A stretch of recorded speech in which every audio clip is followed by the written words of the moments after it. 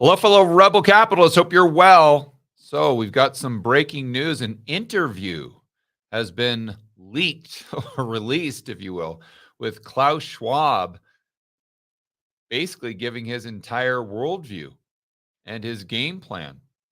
I always say that these people are central planners at heart. And you get a lot of pushback, and people say, oh, you're a tinfoil hatter and you're a conspiracy theorist and blah, blah, blah, blah, blah. But these people that push back, let's call them your friend and family member Freds, they just haven't taken the time to just listen to what the guy's saying. Because if you just simply listen, it's all right there. It's in broad daylight. He doesn't really hide it. Now, he speaks in very broad, general terms, so you can't really pin him down. But just listen to the things that he's saying, and it's just blatantly clear that he believes there's this group of global elite that should be ruling over the other 8 billion people on the planet Earth to achieve their objectives, because whatever they see is the right path forward, then that's just set in stone. This is gospel, and this is what all of us plebs and peons should get behind. Check out this interview. I think it's really going to just sit down for this one, because if you haven't heard Klaus Schwab speak, and if you don't really know what his true intentions are, I think this is really going to open your eyes, and it's going to startle you. So let me go over to this page. Josh, I've got it pulled up on my end. Okay, and here we go. I'm just going to play about a minute or minute and a half of this. It's pretty much all you need to see where he's going.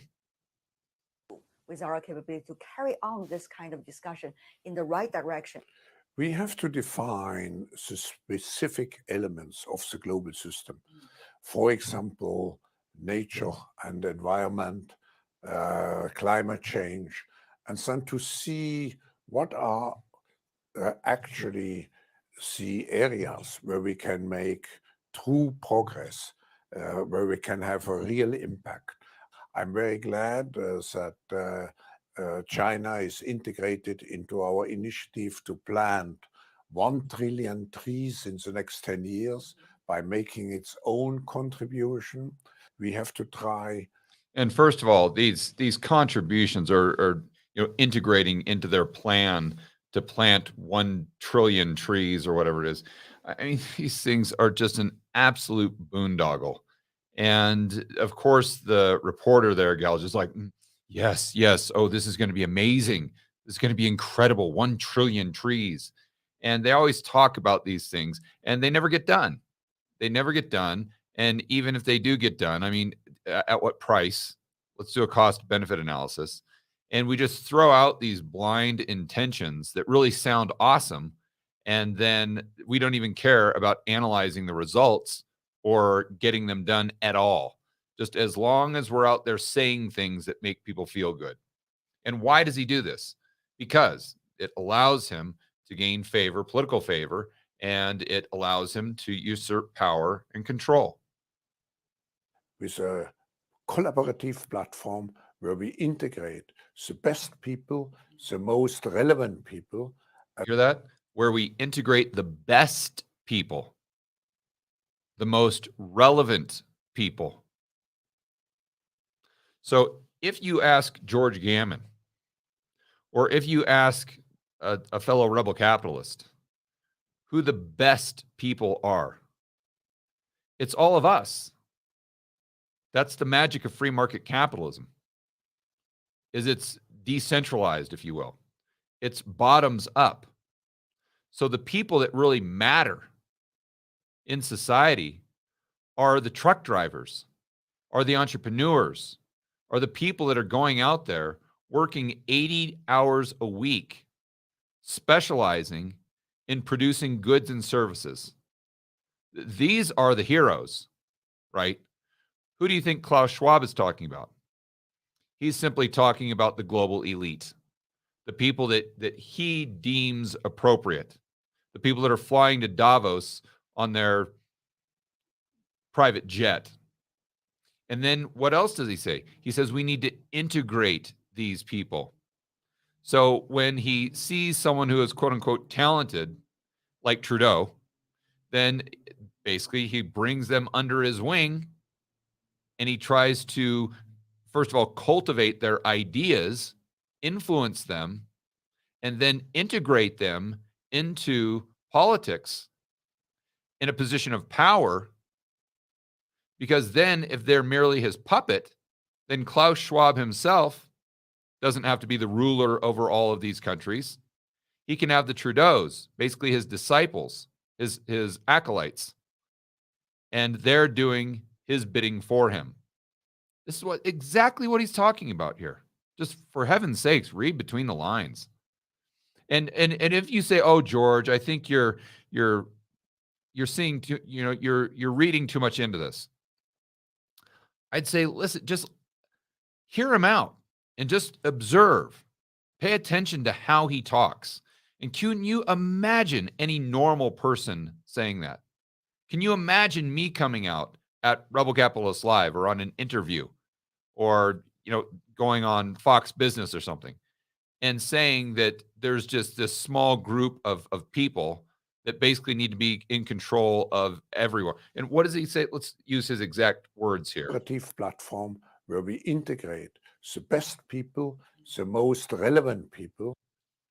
Where I told Charles Payne that, well, what we need to do in society is we need to integrate the best people and the most relevant people. Can you even imagine me saying that? Or any of you? No. You would always see, what's the solution to the problem? For all of us, the average Joe and Jane, to get out there and be allowed to do what we do best. It's not tops down. No, we don't need to isolate the best and the most promising or whatever he says. No, we need to release all of the normal people out there from the shackles of big government, central planning, authoritarians, and Klaus Schwab himself. And then to work for progress. And then work for progress. You see, who defines what progress is? Oh, well, it just happens to be Klaus Schwab. So we need to find all of the people with a lot of potential, the best people like Trudeau, and then we need to make sure we brainwash them so they're out there fighting for progress as defined by me. Now the base has been formed, but we have to go one step further. We have to have a strategic mood. We have to construct the world of tomorrow. We have to have a strategic move. We have to construct the world of tomorrow. He's talking about the global elite here, guys. He's not talking about the people that are on this live stream right now need to construct the world of tomorrow. He's not talking about the children. He's not talking about the next generation. He's talking about the World Economic Forum, the IMF, the UN, the politicians, and all of the corporate stooges that he controls. He's saying we, the global elite, need to construct the future based on what we see fit.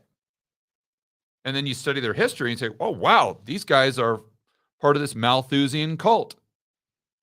So what do you think that future entails? Easy.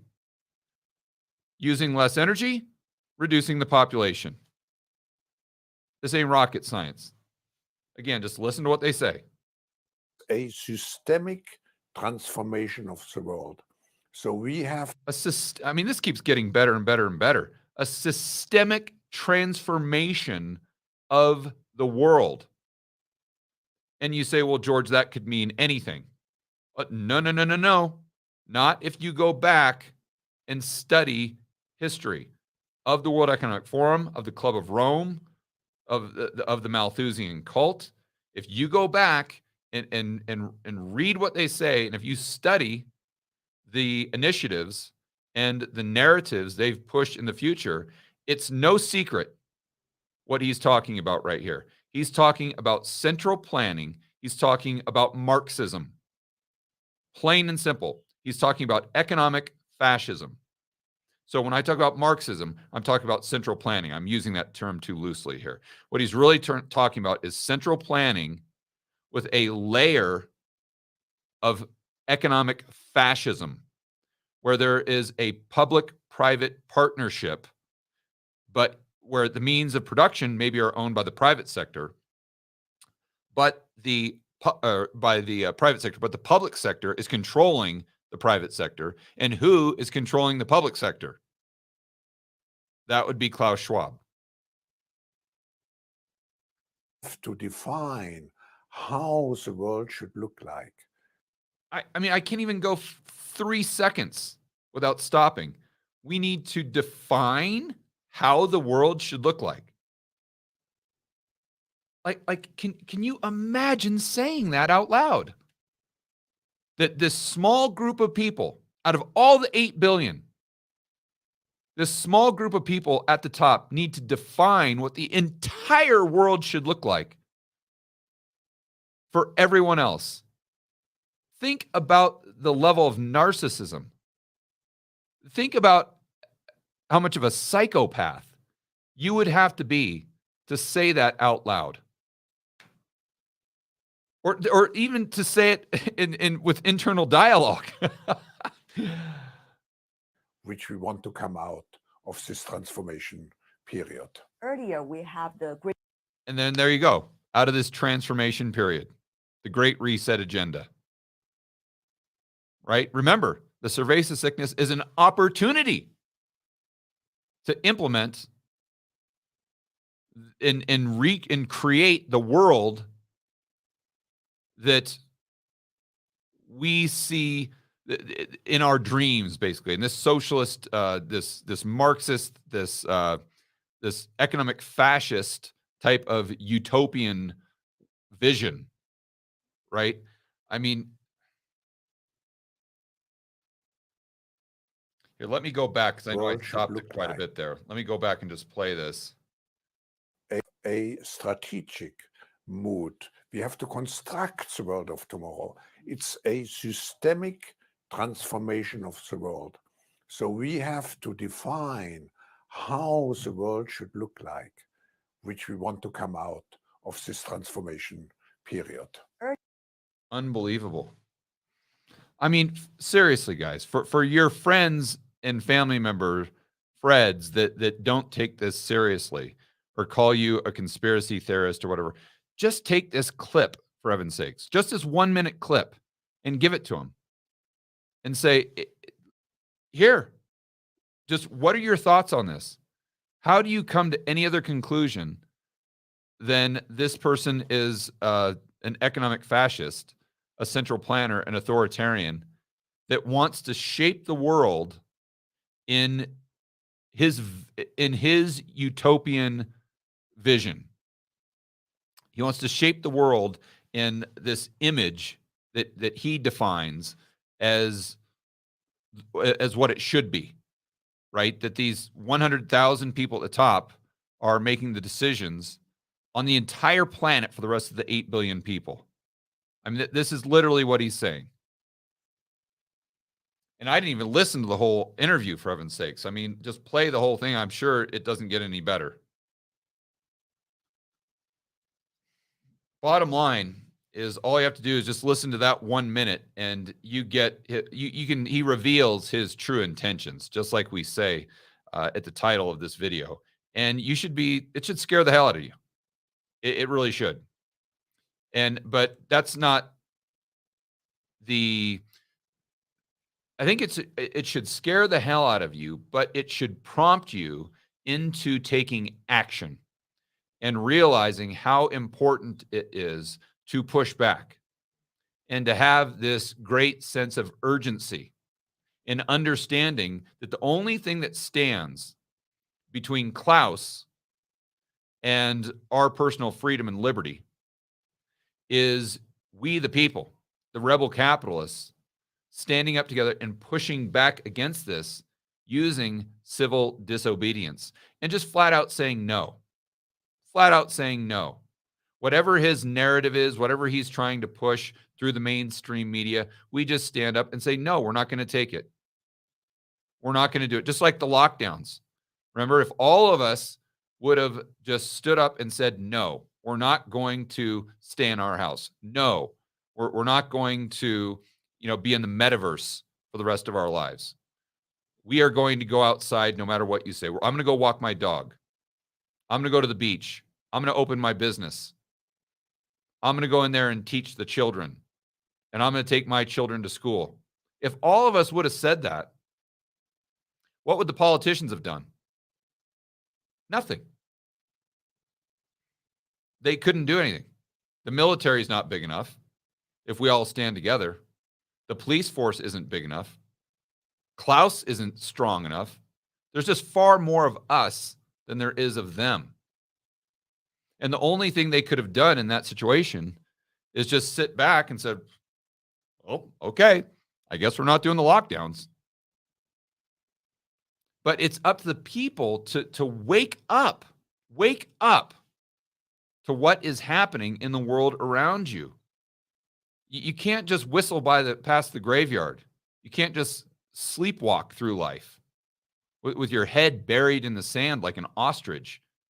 And just anything that makes you uncomfortable, you just kind of point and stutter and say conspiracy theorist, misinformation, disinformation, aye. And that's what people are doing nowadays. Fortunately, you're part of the rebel capitalist community, and you can see through this. But if you were on the fence, I would suggest going back, watching that clip a few times, and just see yourself saying those same things, or try to imagine yourself saying those same things. And I think you'll come to the exact same conclusion I came to, and that is that anyone that would say that in an interview or even think that, that's the way forward, that's the solution here to all of our problems. They have to be not only a psychopath, but you've got to put them in his intentions may be good, but those are the worst type of psychopaths. And Milton Friedman points this out when he compares the dude that ran Germany in the 1930s to Mussolini. He said the dude that ran Germany in the 30s was far worse. Why was he worse? Because he didn't want to just usurp power and control. He truly thought what he was doing was good. By eradicating, by killing all those people, he truly thought that he was a martyr. Where Mussolini, all he cared about was power. And I'll let you be the judge. Which box, which category do you put Klaus in after listening to that 1 minute clip? All right, guys, enjoy the rest of your afternoon. As always, make sure that you're standing up for freedom, liberty, and pushing back against these authoritarians. Standing up for free market capitalism. We'll see you on the next video.